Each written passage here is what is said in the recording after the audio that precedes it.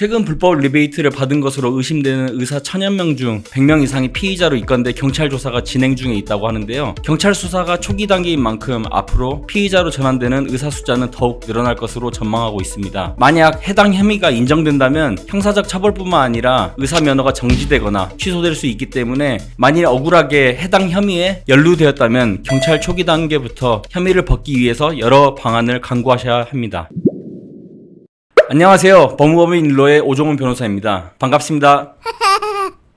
최근에 뉴스 많이 보셨을 거예요. 서울지방경찰청 광역수사단이 고려제약 본사를 압수수색했다고 합니다. 고려제약이 자사약을 처방하는 대가로 의사들에게 금품을 제공한 정황을 포착하고 지난해부터 수사를 해온 것인데요. 이처럼 최근 제약업체와 관련한 리베이트 사건이 잇따라 발생하고 있어 사회적으로 큰 문제가 되고 있습니다. 제약업체로부터 불법 리베이트를 받아 25억 원을 챙긴 혐의로 강원도 내 종합병원장 부부가 구속된 사건도 있었습니다. 이들은 제약업체가 공급하는 약품을 병원에서 사용하는 대가로 2019년부터 3년 7개월 동안 구매 대금의 15%를 현금으로 되돌려 받은 혐의를 받고 있습니다. 최근에 의과대학 정원 문제로 대학병원이 휴진이 이어지고 있는 가운데 의약품 처방이 감소하고 있어서 정부가 리베이트에 대한 규제를 강화하고 있는 것으로 보이는데요. 이에 따라 의료업계에서 암암리에 이루어지던 불법 리베이트 행위들이 법적인 처벌을 받을 가능성이 높아졌습니다.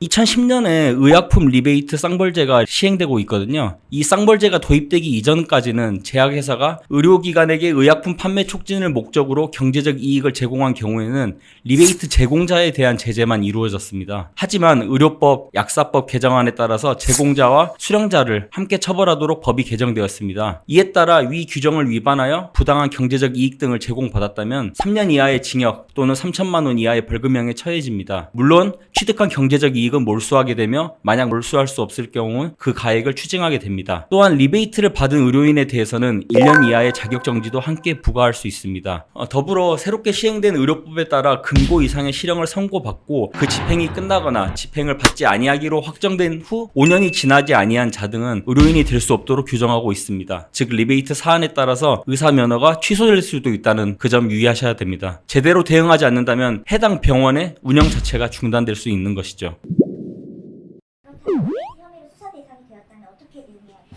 제약회사 리베이트 처벌 사건에 대한 판례들을 분석해보면 사건의 고의성 여부로 판단하고 있습니다. 만약에 의도하지 않은 일로 입건이 되어 형사처벌을 앞두고 있는 상황이라면 본인이 그걸 의도한 바가 아니었다는 점을 수사 단계에서 적극적으로 소명해 나가야 합니다. 하지만 그 법조인이 아닌 일반인 입장에서는 혼자 수사에 대응하거나 본인의 무혐의를 입증하는 게 힘들 것입니다. 따라서 리베이트 혐의에 대한 조사가 시작되었다면 수사 초기 단계부터 형사 전문 변호사와 함께 대응하는 것이 도움이 될 수 있습니다. 보통 그 혐의를 증명해주는 기초 자료를 확보하고 수사가 진행되기 때문에 이 과정에서 수사기관이 가지고 있는 자료가 어떤 것이고 어떤 혐의로 수수 의혹을 하고 있는지 의중을 미리 파악하는 것이 중요합니다.